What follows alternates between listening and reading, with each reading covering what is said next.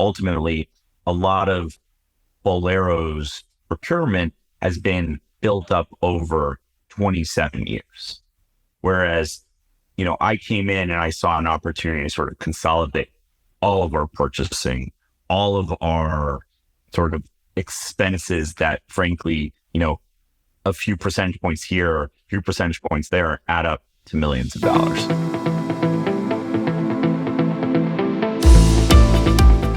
So I'd like to welcome everybody back to this edition of Smarter Sourcing. My name is John Pavia, and this week we are joined by, I think, probably the only person in the history of the world who's gone from being the CFO of one of the major hospitality and gaming organizations in the world to being the CFO of the largest bowling venue entertainment centers in the world, Bobby Lavan. And so, Bobby, thanks for joining us. And as I was doing the lead in right there, how do you describe Bowlero? Because it's so much more than just bowling alleys. I mean, they're amazing facilities. Bowlero is one of the world's premier location-based entertainment companies. So if you think about people commute to come to one of our locations, where bowling is our lead-in mousetrap, but we offer more than just bowling. We offer flagship arcades, premium food, really a place where you can come with your family or for date night and meet with your friends and entertain for the night. So before we get into everything that goes into operating 350 locations, I think, somewhere in there, I first want to go into your background because it's an incredible, I was going through your history, your career path. How do you go from UPenn to Blackstone and SAC Capital to now being the CFO of the largest operator of bowling venues and entertainment centers? Yeah, I started investment banking and quickly, went from sell side to buy side, joined a hedge fund and did, investing in businesses from the outside for 10 years.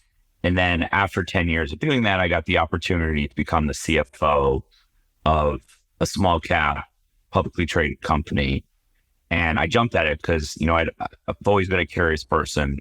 And the opportunity to go from being on the outside understanding the numbers to the inside understanding numbers was just an exciting jump for me. I remember sitting back in law school and thinking to myself, what as I was sitting there late night in the library and thinking about the dream jobs I'd want down the road and the different things I might be doing.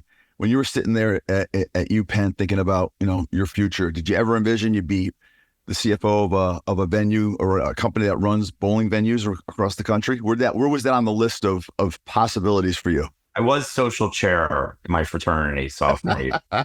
So, I always have liked to entertain. I hold big dinner parties at my house. So I've always found, being social to be exciting and just a way to express yourself. And, did I think I'd be the CFO of a 350 location-based family entertainment company? Probably not, right? But I definitely, it's not surprising to me that, I'm helping support, one of the biggest family entertainment companies in the world. Was that part of the nexus? I mean, you came from Bally's, which is, gaming, entertainment, it's got everything. I don't want to go into what led to the leap over to Bowlero, but was that part of it, that you had some background in entertainment and you were able to see the vision that Tom Shannon had with Bowlero? Gambling is entertainment at its roots, but gambling has very specific demos. It's not something you can really do with your family. It's very individualized versus, I recently have had 2 kids, and the ability to get into a business that goes from 5 to 85 kind of excited me. So when I was approached with the opportunity to join Bowlero, I was really excited about the potential to take the business to the next level, which is, really building a business that already, was the 800-pound gorilla in the space and just going further. Yeah, it really is the 800-pound gorilla, because I think, everybody, at least in the U.S., thinks to themselves, growing up, there was an AMF or a Lucky Strike or a Brunswick down either in their town or nearby, and that's where you went bowling. And you guys have gobbled up all of them. And we own all 3. You own all 3, and there's you, and then I think, who's the next biggest after you guys? Yeah, Main Event has 50 centers. We have 350. So, if you're going bowling in California, New York, Connecticut, Florida, and really in, 36 states in this country, you're most likely going to a Bowlero. I think I told you just last week, we had a family get together, and at the last minute we said, what do you want to do tonight? Last Friday night, and we went to a Bowlero. It is an incredible experience because it's so much more than bowling. I mean, it's great music, videos going, food and beverage. All my kids are of age now, so they ring up the bill on the liquor, and then after that we went over to the arcade, and you're right, you've got people there from 80 down to 5 years old. It was amazing. But I was thinking about how do you maintain that brand experience from one Bowlero to the next? If you just go to arcades, like arcades are not like, let me play a crane machine and win some, plush doll. Like we've got games that I sat in there for hours and they're very competitive. We have a game that how many of the red balls can you drop in the bucket in 30 seconds? And so you can see a family just sitting there competing with themselves. My 3-year-old, which I hope doesn't, pretend where she's going to be when she gets to college, loves the fake beer pong game. But it's a game that it's not just about like redemption tickets. It's about fun, competitive. We've got the racing cars where, dad can race against his kid. And it's just exciting how these arcades are really targeted towards, again, the secular trend that people want competitive, active things in their lives. My favorite one was to see a Hungry Hungry Hippo game that you actually sit on the hippo and I don't know if you have them at every one of them, but they have them in Norwalk, Connecticut. Not only was it a blast, we couldn't stop laughing. It was great. So I want to get into the sourcing and procurement aspect of this, but in getting into it, you needed to get in there and start understanding the business. So when you start making the transition, I have a friend that went over to Dish Network, and he was at a big bank in New York. And for the first 3 weeks, he was in a truck doing installations. He was at the call center taking customer service calls. He's doing a lot of stuff that had nothing to do with his day-to-day job. But what did you do to prepare yourself to go into Bowlero? Yeah, so before I started, I took at the time she was 2.5, to our Bowlero in Doral, which is near Miami. And I just watched her eyes light up while she, we have these ramps that are for kids, and she would pick up the 8-pound ball, put it on the ramp, push it down, pick up the ball, put it on the ramp, push it down. I didn't like it when she stuck her head in the ball return, but ultimately her enjoyment really pushed me over that this was something that I could really get excited about. Once I joined, we have 350 centers. I've been to 50. I've worked in a few of them.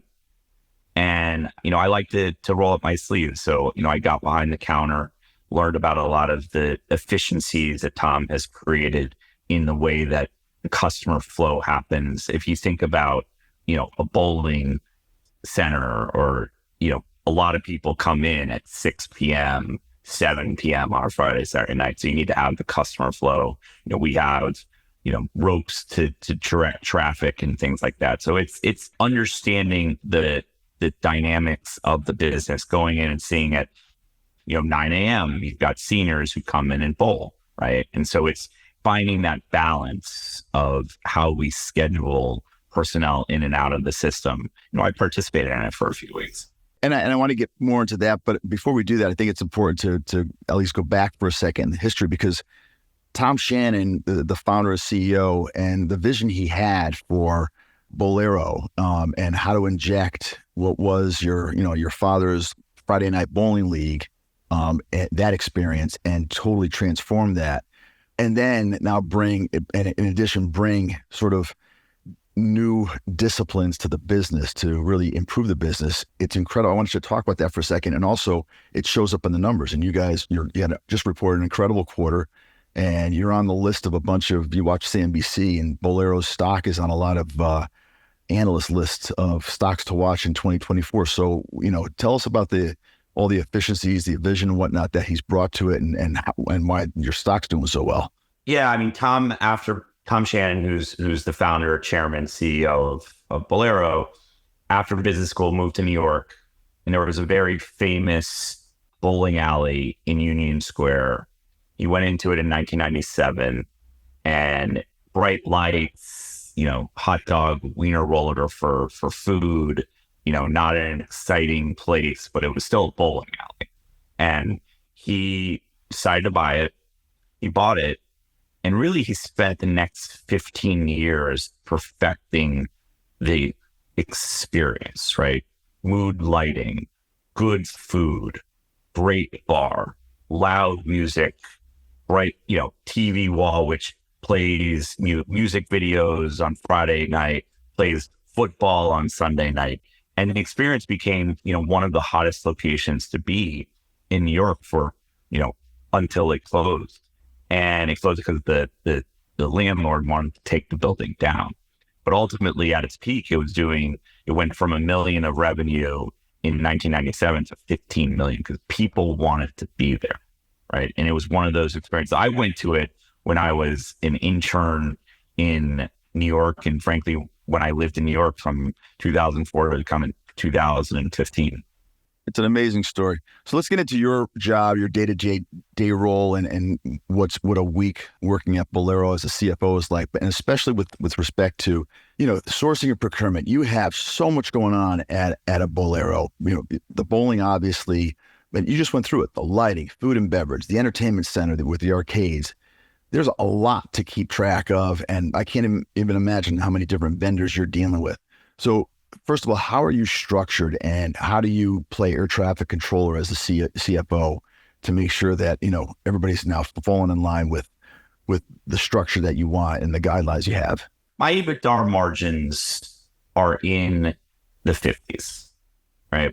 25% of my revenue is payroll, but the other 25% is really things that I procure in masses: food, electricity, security services. These are all things that really require sort of a robust procurement system. And, ultimately, a lot of Bowlero's procurement has been built up over 27 years.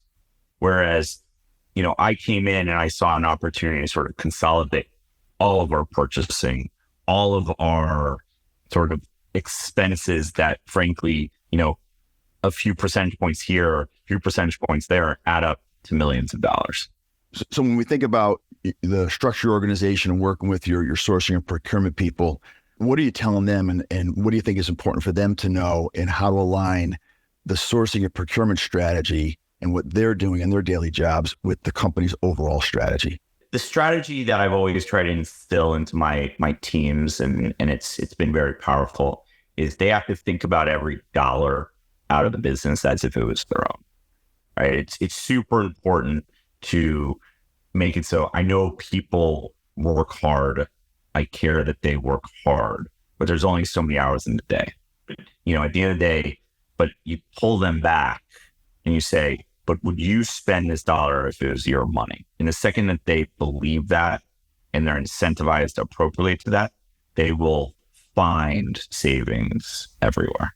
And how are you structured in terms of the finance versus sourcing and procurement? I mean, is it all, how big is your group, and is it centralized, decentralized? Yeah, so our procurement today is decentralized. So IT buys for IT, loss prevention buys for loss prevention, F&B buys for F&B, and our big one is capital buys for capital, right? And so ultimately, we want to bring it all together so we have one, robust buying platform that ultimately allows us to analyze every dollar going out of the business. Every dollar we spend, both on the capital side and on the expense side, there should be a justification, a return, and a constant grind to bring it down.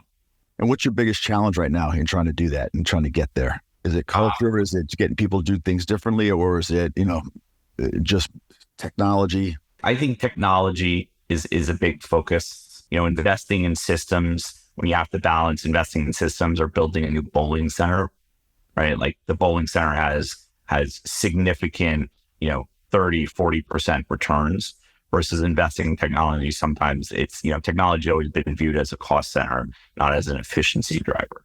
And so that's something that we've been working on for the past few years. and something that I was brought in to accelerate. Interesting. What keeps you up at night? I have a friend who works at Starbucks, and they said, the thing that, oh my God, we're always struggling to make sure every Starbucks has this. And it was the base of the Frappuccino base. For whatever reason, they have trouble making sure that every Starbucks is supplied with the right amount. What in your world, what are those things that keep you up at night?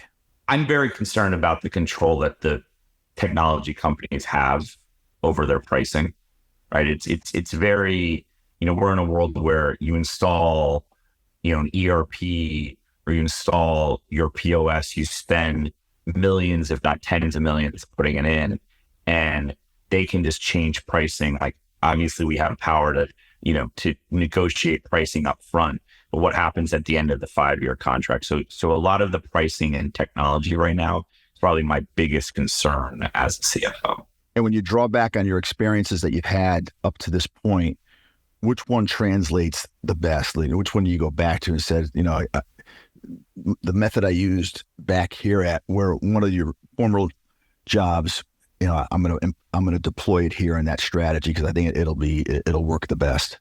Yeah, Turning Point Brands, which was a big success. We did zero-based budgeting the second year I was there, and everything was built up. Every dollar had to be justified, and we're doing the same at Bowlero. And so, when it comes to your vendor population, what does it take to be a supplier to Bowlero, in addition to great price and whatnot? And then how do you maintain sort of discipline and relationships with your vendors? We've been around for 27 years. A lot of our vendors have been with us for 27 years. So I think that, relationship and scalability has always been a priority over price. We care about quality. So we're not going to skimp because people come into our centers and it's all about the premium product, but we need to keep them honest. And so, we are looking at opportunities to bid out more projects, and that ultimately will be, doing that efficiently is sort of the key to scaling it. So how do you guys keep ahead of the trends now? Because you are an entertainment venue that is much more than just bowling. And how do you keep it fresh? And my other question is, as the CFO, now at this point in your career, do you have a place at the table in talking about strategy and where do you go from here? Yeah, I'm at the table. The key is right now is technology. So generally the family entertainment business has been behind restaurants and personalization of what we offer you. And so ultimately you walk in my centers, we know who you are. We know that you ordered, a 16-inch pepperoni pizza last time with a Miller beer, right? And so the server comes up to you and be like, you want the same thing as last time? That is a very different offer, right? Than if you walked in today where server, maybe they remember you, but they don't have some sort of technology that tells them who you are and what you ordered last time. And that personalization is the next frontier of entertainment.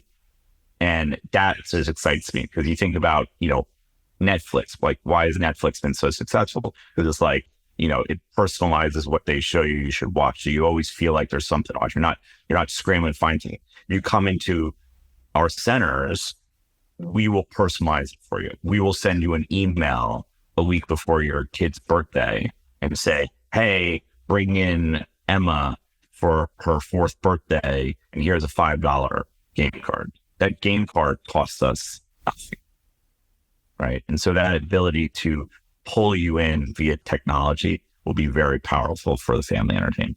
And that personalization is huge in the gaming space. So I got to imagine that you lived through that at Bally's. It was everything, right? Like we knew in gaming when to send you a coupon to make it so you would come back without lapsing. So with that said, you're changing the image, the brand really of not Bowlero, but Bowlero, but also the idea of let's go bowling tonight, right? Because it's a different experience than you're just rolling a ball down the lane. It's all of that. So marketing has to be a huge component of all of this, which, I can't remember if the bowling lanes in my town that I grew up in, I ever saw an advertisement from them ever. But I would imagine marketing is a huge, huge piece of your indirect spend. Yeah, Tom bought Professional Bowlers Association, which plays a lot of hours on Fox, so keeps bowling fresh. But from a marketing perspective, we believe in returns, so we're only focused on performance marketing. We're not really focused on awareness marketing. So our marketing spend is not high, but our marketing spend is very efficient as we update our technology more. And we know that if we offer you a $25 coupon, that will bring you in. We will spend more on marketing, but it will be driven by returns. Were you a bowler growing up? I was one of those like high school kids that like hung out at the bowling alley, but athletics has never been my forte. So in a given week now, how often do you get out and go to a Bowlero, or in a given month? I'll hit a center a week, but I'm not bowling. The only person I bowl with is my 3-year-old. I am better than her, but I'm not great. All right, so we have to go bowling. I actually bowled when I was in high school. It was my only way of getting out of work. I had to work with my dad after work. If I wasn't playing baseball or football, I had to work. So I took up bowling in the winter. Okay, so if we go bowling the next time we see each other and I bowl a 165, let's just say, how many pins do I need to spot you to have a close game? 60. All right, I'm gonna go golfing. My handicap's a little bit better there. All right, we can do golf and bowling. Hey, listen, thanks for joining us. This has been fun. And I'll be watching Bowlero. I'll be actually going with my kids to Bowlero, I'm sure, again soon, because they had a great time. But thanks for joining us. And to everybody who tuned in, until our next edition, my name is John Pavia, and this is Smarter Sourcing. Thanks, Bobby. Thanks, John.